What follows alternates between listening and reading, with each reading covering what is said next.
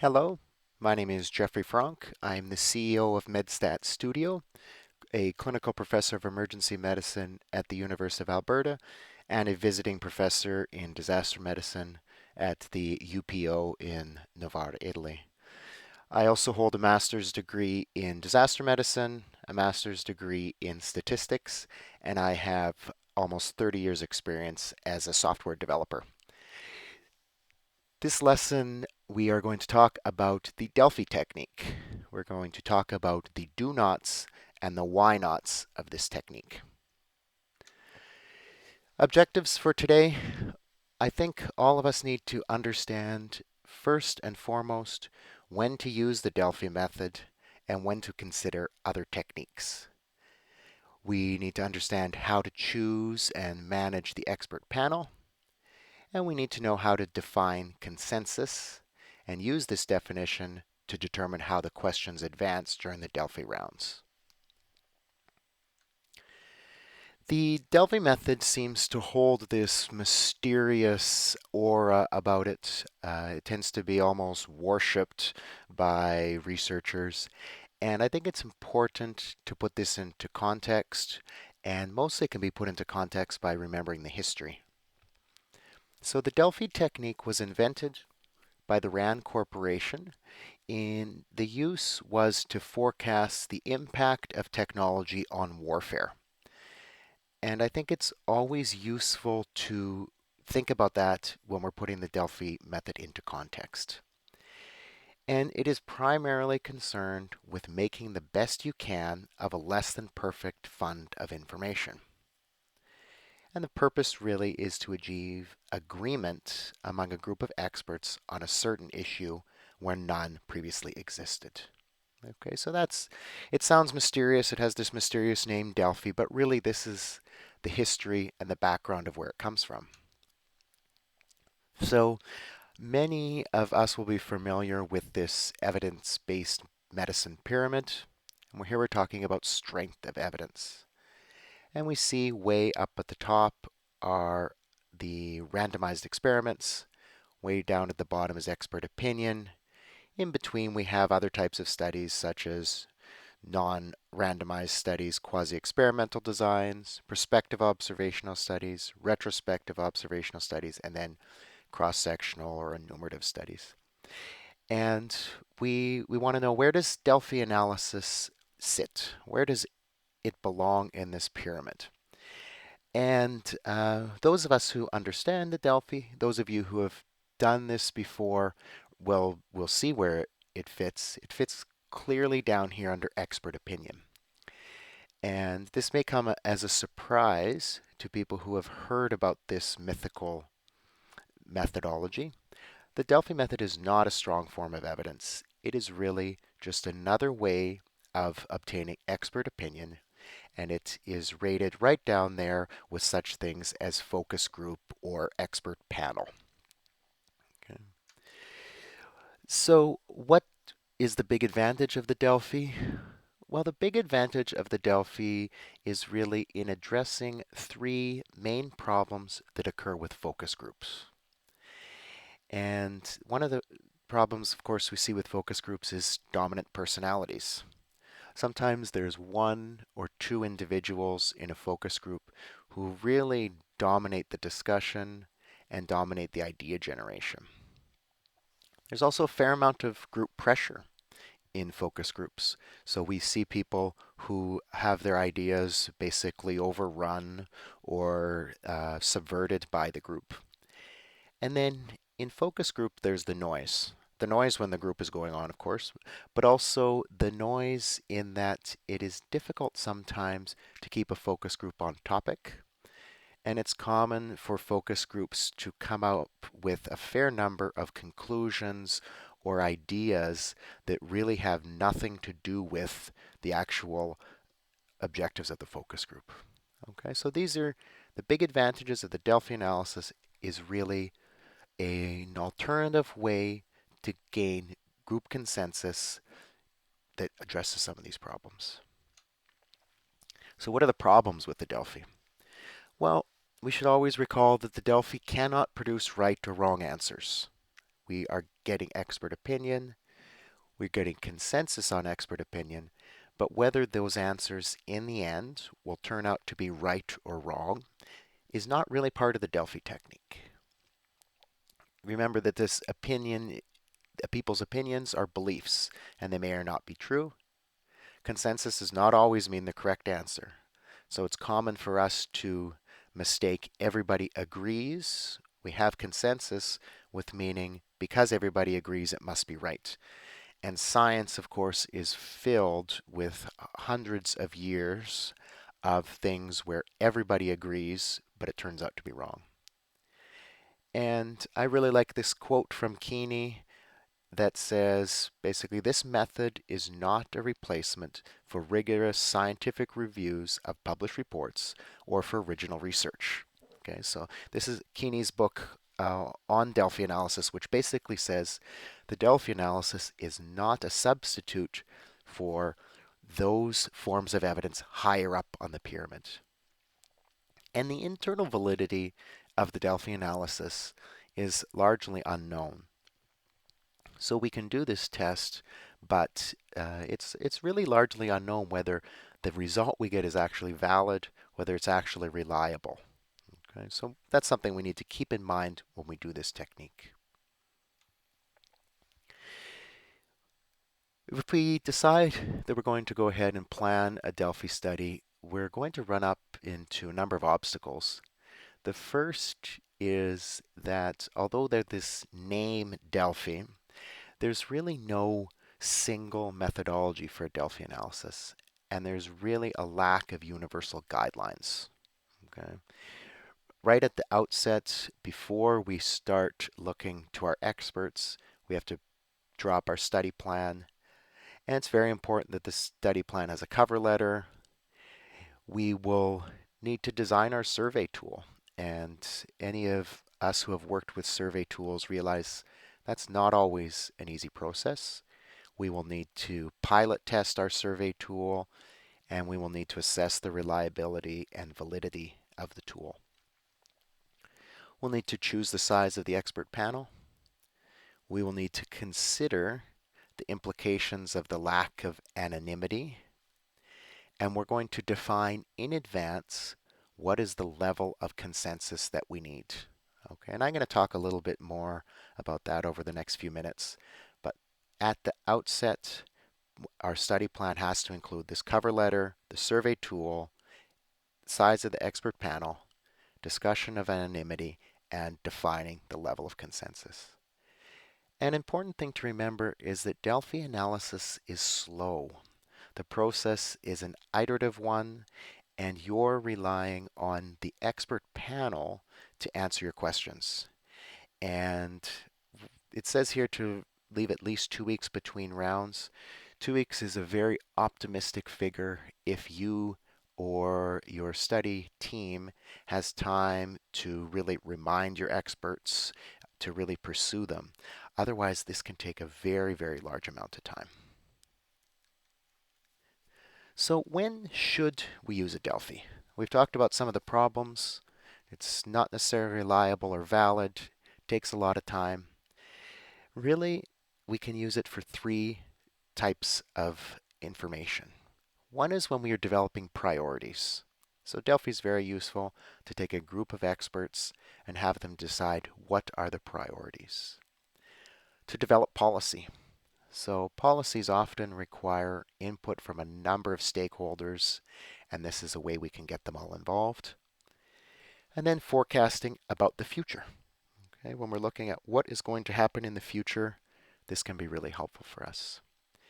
And again, this quote from Keeney, which says, really this technique is useful when the research problem does not lend itself to precise analytical techniques. And I'm going to twist that sentence around, and it basically says, first, you should try to use a precise analytical technique, and only if that is not possible should we use a Delphi. Okay, so we should always be aiming higher up on the EBM pyramid if we possibly can.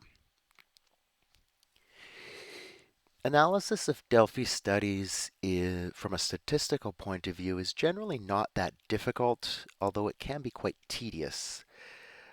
The analysis is going to really be divided into two parts, and the first part you'll usually do is the qualitative analysis. And in this qualitative analysis, it's going to be about analyzing the results of open-ended questions. Then, as the study progresses, the analysis will move more towards quantitative analysis. And here we will be doing such things as calculating consensus, calculating ratings, and then ranking them. Okay. So none of these are particularly difficult statistical tasks. They're just laborious because we will be keeping on with this analysis throughout the rounds of a Delphi. What I'd like to do now is go through the Delphi workflow. Okay, so this presumes that we have decided, yes, we really want to do a Delphi analysis, and we've developed our pre-study tools, the survey tool, we've defined our consensus, and now we're ready to go on and actually do a Delphi study. And the Delphi study really has these 8 steps. First thing is checking the indications. Second is selecting our experts. Next, we go on to the round 1 of our questionnaire. In the fourth step, we do a qualitative analysis of our round 1 questionnaire. And using the results of that qualitative analysis, we move on to the next round. Following the second round, we are going to assess the consensus. And then we will loop around, and for those questions that have consensus already, we will go and discuss or calculate their rank and talk about inference. And for those questions that do not have consensus, we can loop back to another round, and we continue with this loop of round, assess consensus, next round, until we either get consensus on all the statements that we want, or we eventually give up because logistically it's just impossible. Okay? So basically those 8 steps are how we actually go about doing this Delphi analysis. And we're going to talk over the next 10 minutes or so in more detail about what we do at each of these steps. So the first part is to check the indications. These are basically the 3 indications that I suggest we look at before we do a Delphi study. By indications, I mean these things should be present if we're going to proceed. Generally, the Delphi analysis is only worth doing if the answer is essential and it needs to be known now. If the answer is not essential, and often these studies can turn into one of these who cares study, which is a study basically where in the end you get an answer but nobody cares about it. Or you can be doing a lot of work to try to forecast the future when you could just wait and see the answer. Okay, so if the answer is essential and needs to be known now, that meets the first criteria. Second criteria for indications, there's absolutely no other way to find the answer. Okay, Delphi is a last resort method. It's when no other way on the pyramid can be used, and then we will go on to the Delphi. And then third, you need lots of time or money, and usually both. Okay. So to think back to these indications and the historical perspective for the Delphi. So we talked about the fact that originally the purpose of the Delphi was to predict the future of warfare. And so, yeah, the answer was essential. It was thought to be essential to the security of the United States to know what the future of welfare was, the future of warfare was, and it was thought to be needed to know now. There was a rush at this time. This was during the Cold War. There was a rush to know this now. There was no other way to find the answer. Absolutely was true in that case. How do you statistically analyze, how do you set up a study to predict the future of warfare? And you need lots of time or money. So the RAND Corporation was funded by the US military, and therefore there was lots of time and money available. Okay, so before we proceed with our Delphi analysis, we should check these indications. If we do not meet the indications, we should probably stop and reconsider our study methodology. Step 2, selection of the experts. Generally, 8 to 12 experts are suggested. Why? Well, we need at least 8 to try to get a more holistic view of a community. But beyond 12, we tend to see diminishing returns. In that having more than 12 experts, it's very unlikely that you're going to get new, remarkable information by adding that 13th expert. So generally we say 8 to 12. It allows the studies to be manageable, remembering that you're going to most likely end up sending individual notification by email usually, or by phone or in person to these experts, encouraging them to continue on the study. So managing more than 12 experts is really difficult. What are experts? Okay, so the experts should have knowledge and experience with the issues under investigation. They should have the capacity and willingness to participate and sufficient time to participate. We should never underestimate the amount of work a Delphi analysis causes for the experts. Okay, it's going to take hours and hours of their time usually. They're going to get repeated versions of the questionnaire. Particularly at the early phase, you need people who are really engaged in the topic, because if they're simply just checking boxes on a form to get your questionnaire done and move on to other things in their life, it's unlikely you're going to get anything new or profound from your study. And they really do need effective communication skills. One of the things we'll see about the Delphi analysis is that it does require translation of open-ended questions into close-ended questions, and making sure that your experts are able to effectively communicate in whatever language you're doing your study in is very important.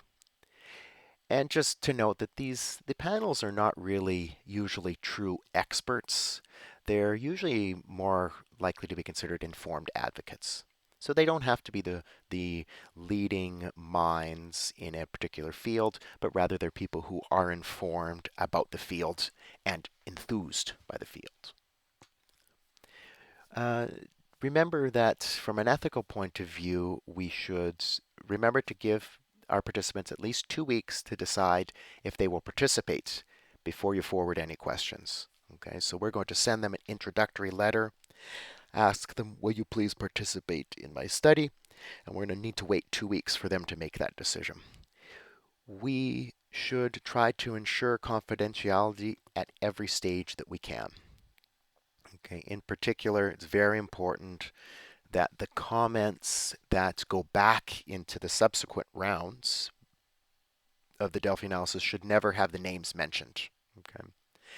And we should try to assure our participants we will hold confidentiality when we can.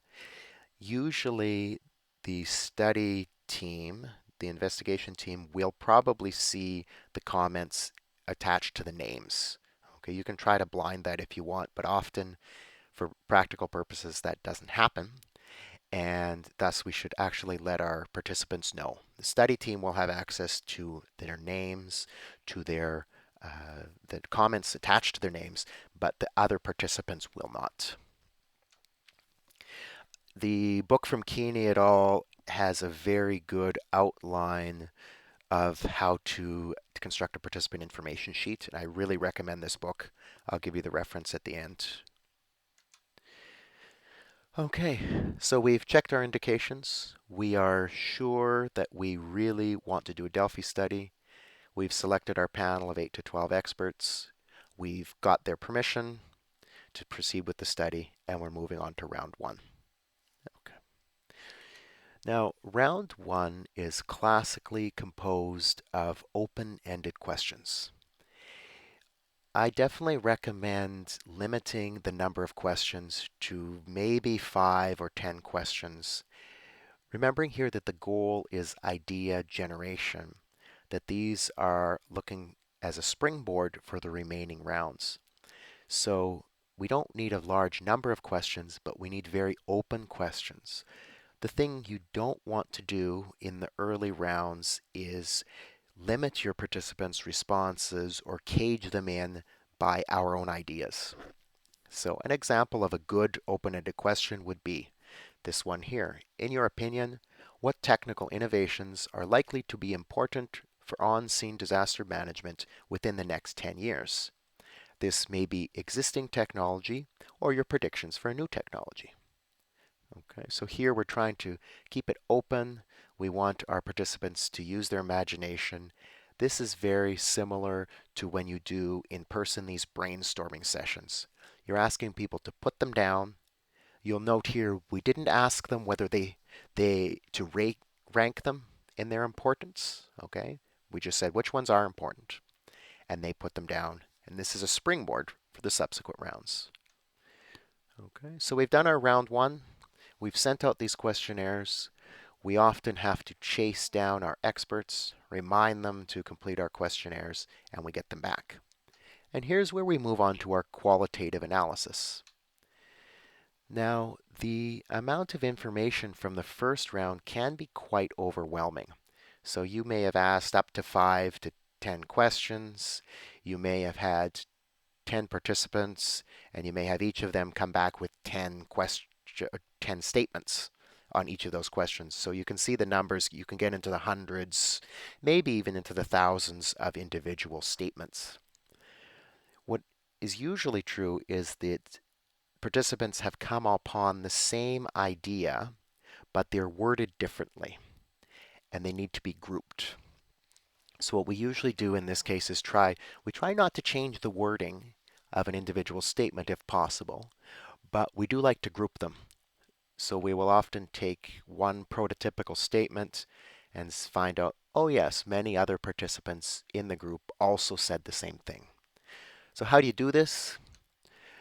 Well, we are going to to back up 1 second, what's the goal? Why are we doing this? We have to identify the statements that are similar. We'll group them. We retain the unique statements, and we use these statements to create the closed ranking questions. One of the ways we can do this, which I really like, is the use of an affinity diagram. So here what we do, this is an example of a study that we did, which was asking what did people want out of a disaster plan. And what we did is we had hundreds of responses, and we printed them all onto pieces of paper, and we cut each individual response onto a piece of paper. And we got into a room, and the entire study team, so not the experts, but the study team, there was a bunch of us working on this Delphi analysis. We went and put all of these pieces of paper on a big table, and then we simply asked the study team to start moving them around and grouping them. Okay, so you saw people in the group, there was maybe 5 of us, and we just started moving these around, and eventually they started forming these little pods or little groups that they all really related to one thing. And then we took a prototype of one of those for the topic. So here you can see there was a number of comments, but all of them were actually looking for a standardized and customizable organizational structure. Okay, so this is how the affinity diagram works. And then you simply use the prototype. So here we can use this term, a standardized but customizable organizational structure, as one of the ranking statements for our subsequent rounds. If you have any Six Sigma background, anyone in your study team has Six Sigma background, then you can use fishbone diagram to try to organize these. There are software solutions to help you. So if you don't feel that the affinity diagram or the fishbone diagram is really robust enough, you can use software. There's software called InVivo that can help you to structure qualitative data. You can classify, sort, and arrange the information. Generally, the The number, because this group size is generally small for Delphi, we're generally dealing with 12 participants maximum.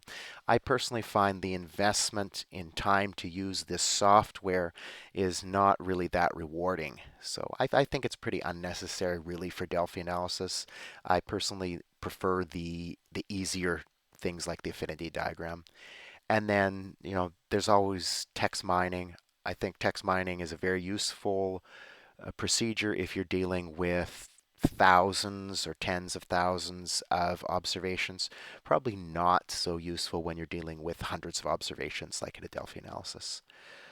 So how do you do your qualitative analysis? I am a big fan from the statistics point of view of this rule of parsimony, and I use a complicated methodology only when it is clear by demonstration that nothing else will do. So I personally would try the affinity diagram or the fishbone diagram or any of these uh, much more easily performed methods and would move to the text mining or other methods only if necessary, which usually is not. We talked about this. This Delphi analysis, the statistics methodology is usually pretty simple. Okay, so now we've done our qualitative analysis and we move on to the next round. So in the next round, so we're now on round 2, what we will do here is we will take close-end questions that are formed from the information of round 1 and have the participants rank them in either their importance or agreement. And we use usually yes, no, or rating scales. So here's an example. So we found from our qualitative analysis that these 5 things were the key things. People predicted the need for ultrasound, internet access, heads-up display, smartphones, and personal robots. Okay? And so your survey goes something like this. The following is a list of technologies that respondents of the first round have listed as potentially important within the next 10 years. Please rate your impression of the importance of each of the following for the next 10 years using the following scale. And we rate them here from 1 to 9. Okay, so this is a semantic differential scale for those of you who are familiar with questionnaire ranking scales. And they basically are asked for these 5 items, please rate your impression of the importance from 1 to 9. Okay, so that's as simple as the second round is. We have taken results of the first round and made them into closed-ended questions. Okay, and so again, now we send that questionnaire out to our experts. We remind them repeatedly to answer our questionnaire, and then we bring all the questionnaires in, and we move on to step 6, which is assess for consensus. Consensus is a pivotal part of the analysis of the Delphi study, and it's really often misunderstood by people who are new to this technique.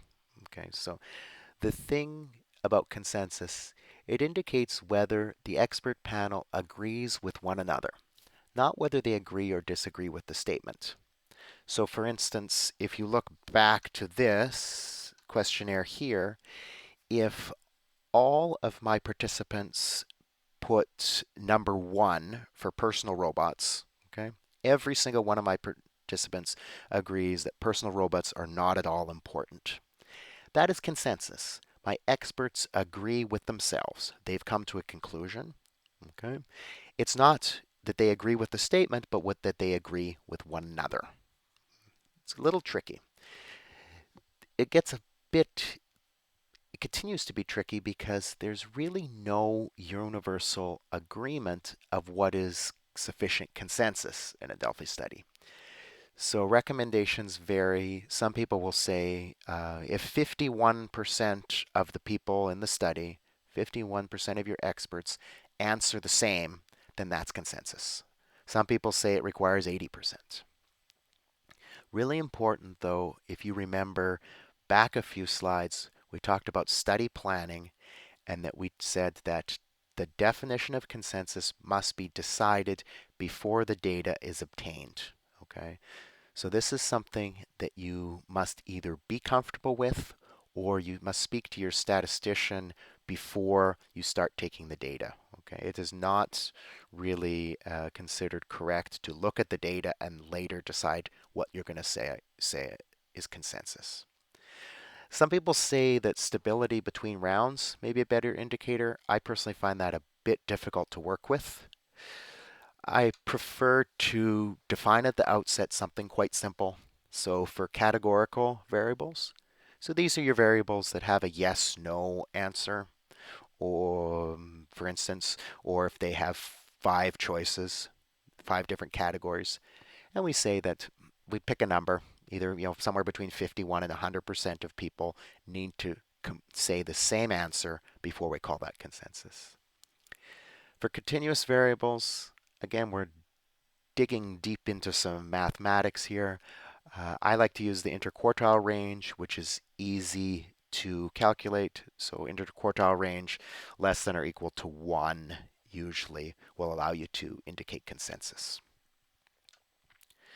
So just for example, let's take a look at our previous survey where we asked people how they rated importance of the smartphone, GPS location tags, ultrasounds, internet access, and personal robots.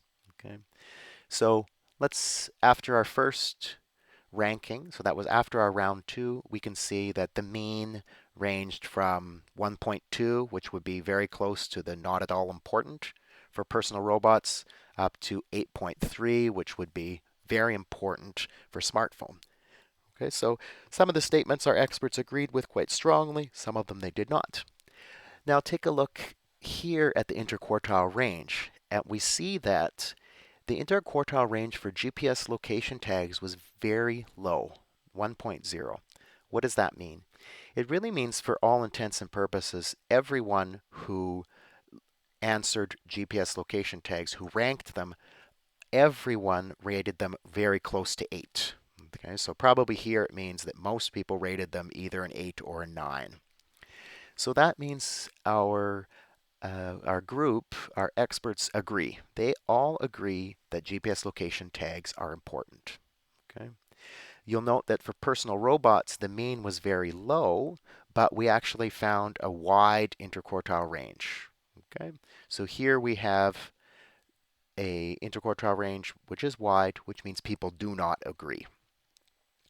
Okay. So you can see here only the GPS location tags meet our predefined criteria for consensus. Okay, so that's it. That's the mystery about consensus. It basically can be summed up as you define a mathematical criteria for consensus, you apply it to your round 2 data. Those that reach consensus are considered a success.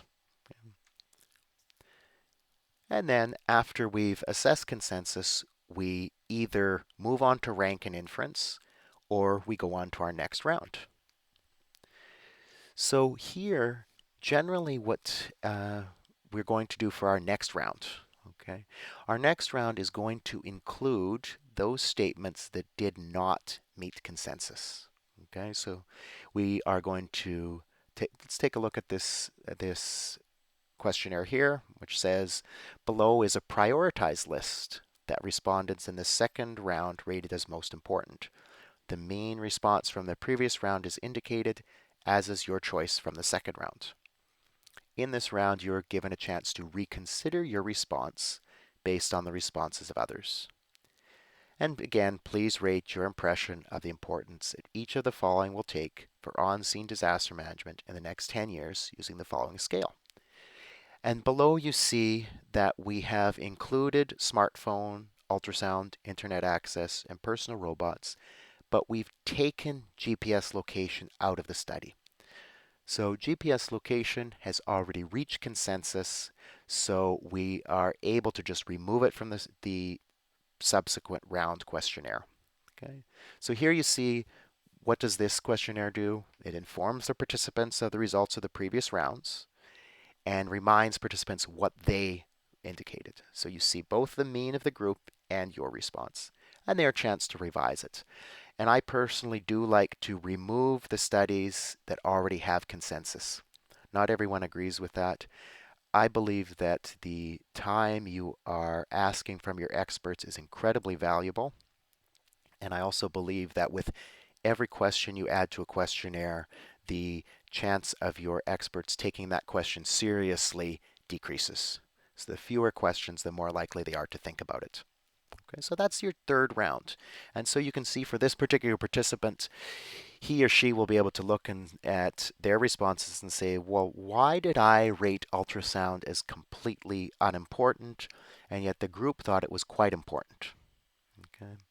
So by contrast, I rated personal robots very high, but the group did not. And that gives me a chance as an expert to reconsider that. That is that's the iterative nature of the Delphi and is the feature of the Delphi that makes the Delphi what it is. The iterative process, the chance for people to reconsider their response in order to get consensus. And so what do we do? Well, we continue these rounds until the consensus is obtained. What does that mean? It's not always possible to get consensus on every one of the statements. Okay. Sometimes we can keep going, but each round is going to be harder and harder to get your experts to complete it. And some statements just simply cannot reach consensus. So generally we go until we're comfortable we've got enough consensus to address the initial problems of the study, or until we reach a certain phase, we say we're only going to do 3 or 4 rounds and stop. And really trying to avoid the inevitable dropout of your experts is very important because we should maintain at least a 70% response rate to maintain statistical rigor. Okay, so that's going to be tricky. It involves a lot of logistics, and you can see why this process takes so much time.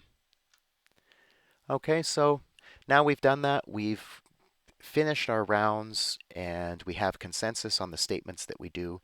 And now we move on to the process that we're really interested in, which is ranking these statements and then making some conclusions from that. Normally, what we would do now is we would take all the statements that we have reached consensus and rank them from most important to least important. Okay. Statements that fail to reach consensus, they're either just completely eliminated from the study, we ignore them, or you can address them in the discussion of your paper and state the following statements came up but did not reach consensus. But generally, we limit the rigorous part of our conclusions to those statements that actually have consensus. And we're going to report them generally using the mean or the median. Okay, so usually the mean, if the ranking is a ratio scale, like the 1 to 9 semantic differential scale, or the median if the categories are descriptive, like the Likert scale. Okay. So that's it. We've taken our statements that have reached consensus, we're ranking them, and we're saying these statements are important. And now we're going to try to make some inference, some conclusions in our study and say, what does that mean for the future? What does it mean for our topic of study? One of the things to remember about the Delphi study is that selection of experts usually occurs by friendomization. Okay? It usually occurs by taking people you know who are experts in the field, maybe asking them, do you know anyone else? And generally it has this sort of organic type of selection of experts. So the experts are not a random sample. Okay? So in my particular study, the example study where we were looking at technologies in disaster medicine, if I get my 12 closest friends and colleagues to do this, that is not a random sample. Okay, we are a specific population, and we cannot say because the 12 of us agree on something that the entire world of disaster experts agrees on this. Okay. So my personal belief is that we should not use confidence intervals or p-values in the analysis of the Delphi study. Why? Well, because if you look at the mathematics behind confidence intervals and p-values, it really involves an inference about a random sample of a population. Our experts are not a random sample of a population, so we should use just descriptive techniques. Okay, so what kind of descriptive techniques? I'm going to show in this example how to do that, but generally you can use some plots or we can just list them. Okay. So that's the summary of the Delphi workflow. And what I want to do is run through a very quick example of how that was used with one of my colleagues. So this is one of my colleagues who came to me with the question that I want to run a Delphi study on the use of social media in disaster management and crisis intelligence. Basically, it's about trying to find consensus from disaster experts on the actual proper use of social media. I feel like I'm on the fringe of what has been deemed as science and just general assumptions, so I believe a Delphi can give a nice push in this direction. Okay, so let's look at the indications. The answer is essential and it needs to be known now.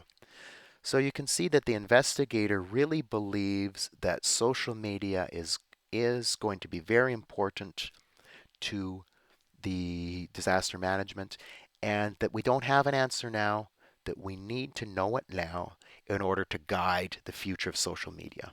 Okay, so yes, answer is essential, needs to be known now. There's absolutely no other way to find the answer. So if we think back to the evidence-based pyramid, there really isn't. Could you do a randomized study? I think that would be kind of difficult. There's really not enough information to do observational studies. And so we're kind of stuck. Right now, we're really at the bottom of the pyramid with expert opinion. And you need lots of time or money. In this case, the investigator did have enough time to perform this. This particular example uses something that's called a modified Delphi. And so due to financial or time restraints, it's possible to limit the study to 2 rounds. And this is using the modified Delphi. And in the modified Delphi, usually what we do is we skip the first round of open-ended questions. Okay, and we replace the first round by something else. Usually this is best done by a focus group. Okay, so a focus group is very fast. You know, when you start a focus group, it takes a couple hours and you walk out of the room with the answers. So you can have a focus group to bring out those brainstorming open-ended questions. You can do face-to-face interviews with people. So or talk to them on the phone or talk to them in person. What are your ideas? Or sometimes we just do it by guessing, which I personally don't really like. But some examiners, some study designs are based on the study team going straight to the ranking questions. What's the problem?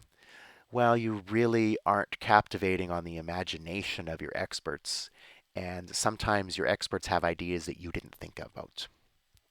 Thing to remember is that initial interviews actually tend to increase compliance. So if you can, at the beginning of the study, talk to each of the experts individually, get their ideas, use that as the first round, they tend to be more likely to answer the subsequent rounds.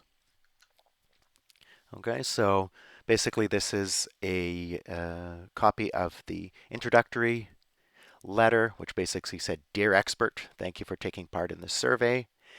And you're asked for your own personal opinions. And the basically it follows most of the rules that we talked about. A bit of a description about what they're doing and why, and how to complete the questionnaire. And the survey tool was given again on here's a 10-point semantic differential scale from 0 to 9, where the experts were asked to give their agreement, disagreement with each one of these statements. For instance, different types of disasters have specific social media usage patterns, and each expert simply ranks them 0 to 9. The survey tool also included some type of binary questions. Do you use social media for personal reasons daily? Have you ever used social media to learn about an emergency situation? So these are yes, no questions. At the beginning of the study, before the data collection, consensus was defined, and in this study we used an interquartile range of 1 or less on this 9-point semantic differential scale. And for binary yes/no type questions, consensus was defined as more than 75% of the experts answered the same.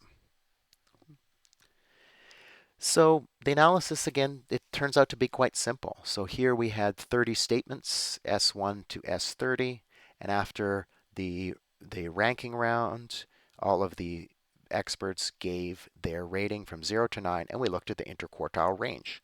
Simply calculate the interquartile range for each statement, and you see that following the first round, consensus was obtained for statement 2, 4, 5, 23, 28, and 30. Okay?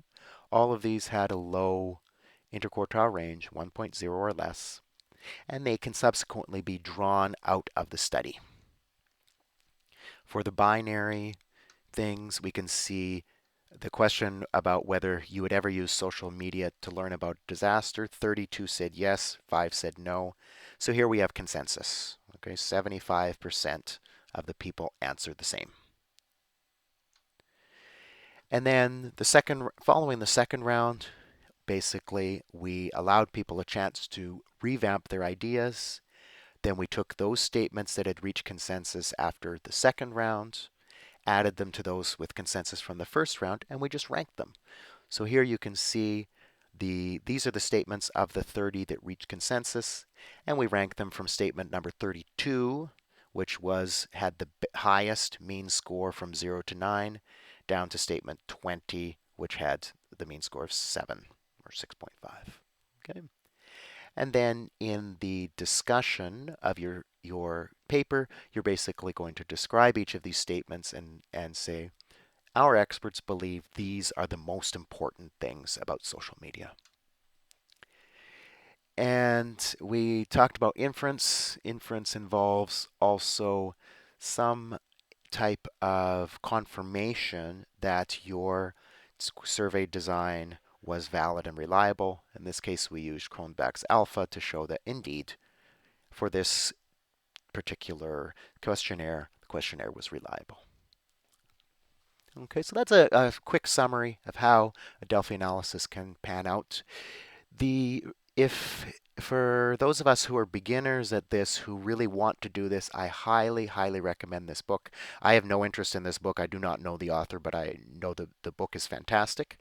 And it gives a very good description of how to use Delphi technique in health research. So if you are, the target is for nursing, but if you're a physician, researcher, academic working in health research, I highly, highly recommend this book. It gives a very simple approach to Delphi analysis. There are a number of examples in the book, how to do a Delphi analysis, how to do a modified Delphi analysis, which can be they're easy to read through the examples and easy to understand why things were done the way they were. And finally, there's a number of very nice templates for how to design your letters, how to design your questionnaires. For those of you who have followed this study and are now going to move on to your own Delphi analysis, I invite you to go to our website, which is www.medstatstudio.com. And there you will find we maintain a list of checklists for common statistical tests. And there you'll find the Delphi analysis checklist.